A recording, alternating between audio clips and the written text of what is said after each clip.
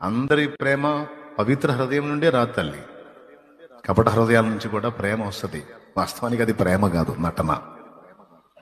కొంపదీసి మన దగ్గర ఆ దరిద్రపు లక్షణం ఉందేమో చూసుకోవాలి. ఒకవేళ అలాంటి తత్వం అంటే మారు మనసు పొందాలి.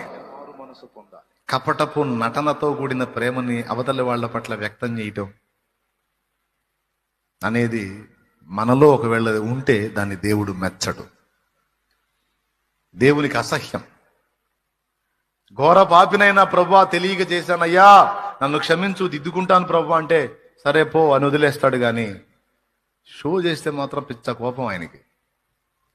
అంటే వేషధారణ అని అస్సలు ఒప్పుకోడు.